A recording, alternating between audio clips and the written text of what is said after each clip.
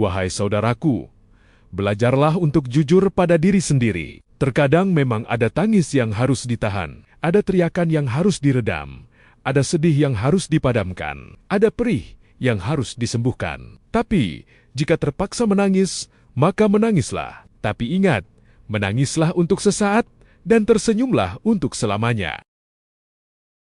Wahai saudaraku, di saat kamu takut untuk melompat, maka disitulah saat yang tepat untuk melompat. Jika tidak, maka kamu akan berada di tempat yang sama di seumur hidupmu.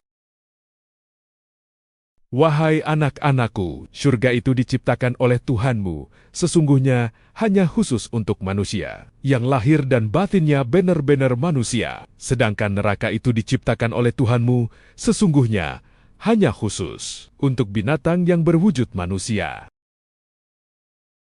Jangan sampai kamu menyesal setelah dikuburkan nanti, karena sehelai rumput di surga 1000 kali lebih baik daripada sebutir mutiara di dunia dan sebutir air mata yang kamu jatuhkan karena takut kepada Allah di dunia ini. Lebih baik daripada 1,000 kali air mata penyesalan kamu di alam kubur nanti.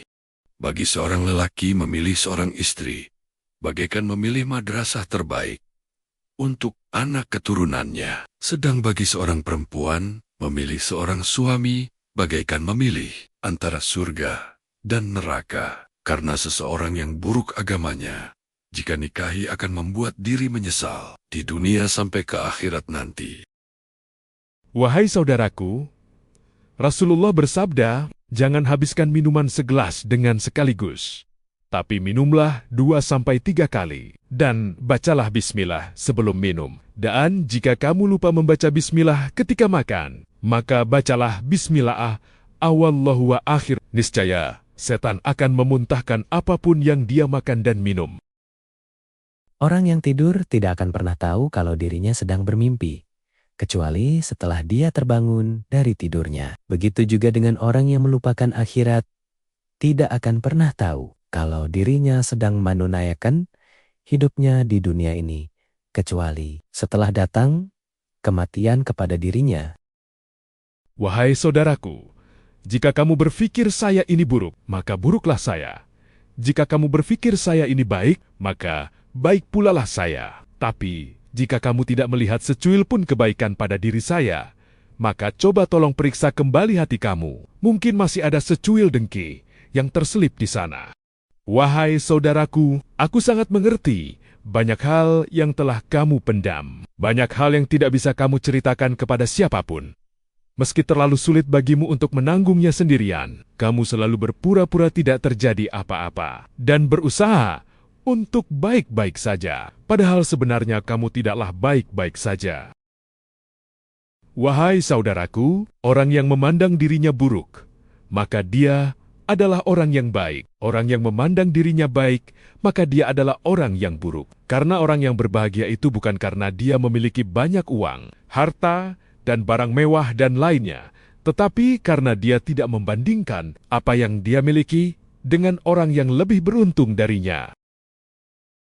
Belajarlah dari air sungai yang terus mengalir dari tempat tinggi ke tempat yang lebih rendah tanpa menyalahi permukaan bumi. Dan belajarlah menghadapi masalah dengan bijak dan sabar tanpa menyalahi orang lain. Tapi belajarlah untuk mengambil hikmah dari kehidupan orang lain, serta belajar untuk tidak menyakiti sebagaimana kita tidak ingin disakiti. Wahai saudaraku, emas memang lebih berharga dari kayu, tapi saat kita hendak tenggelam ke dasar laut, maka kayulah yang akan kita pegang kuat-kuat. Sedang emasnya pasti akan kita buang. Dari itu, janganlah pernah kamu menganggap remeh siapapun, meskipun sekarang dia terlihat hina di matamu. Tapi, di suatu hari kelak, bisa jadi dia yang terlihat hina di matamu. Dia jugalah yang akan menolong dan menyelamatkanmu.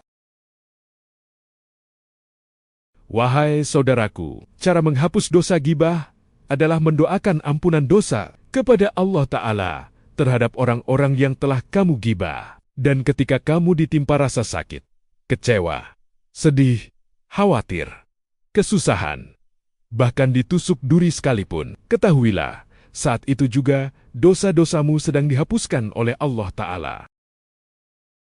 Wahai saudaraku, janganlah kamu sibuk mengurusi urusan politik. Karena untuk menjadi pemimpin itu tidaklah mudah, apalagi untuk memimpin negara. Jadi jangan sibuk mulutmu itu mengurusi urusan politik negara. Sedang untuk mengurusi makan dirimu saja, kamu sudah pusing 7 keliling. Bahkan jangankan untuk makan, untuk kentut saja kamu susah. Banyak bertingkah pula kau.